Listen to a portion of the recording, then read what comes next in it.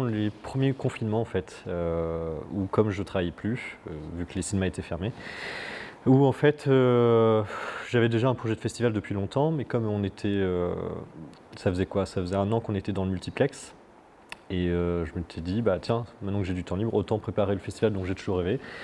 Et j'avoue que c'est par passion personnelle pour les sciences humaines et le cinéma que j'ai eu l'idée de concilier les deux dans un même festival, d'où l'idée du festival du film de société. Il faut effectivement avoir un concept auquel les gens croient, mais c'est pas suffisant, il faut aussi pouvoir convaincre les gens, donc s'appuyer sur les bonnes personnes, les bonnes relations.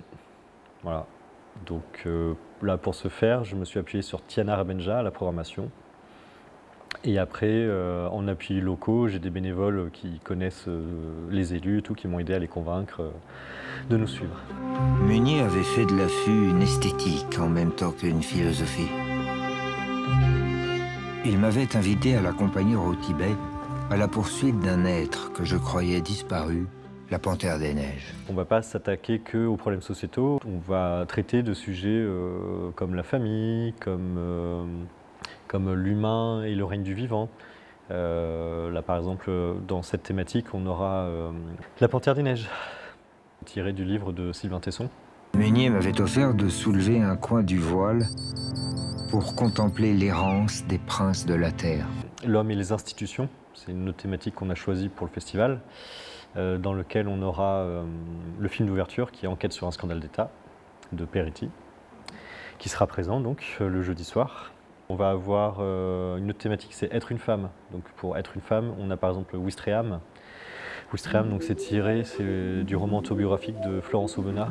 Quand elle avait enquêté, elle s'était fait passer pour une femme de ménage à Ouistreham. Vous m'expliquez ce que vous faites ici, Madame Winkler, quand vous courez après les heures de ménage? Je l'ai lu, votre dernier livre.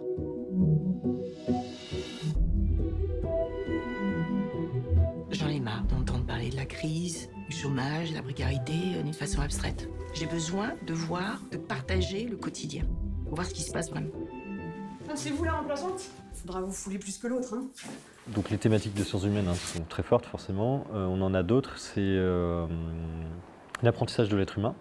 Donc là par exemple on a Mes frères et moi de Yohan Manka.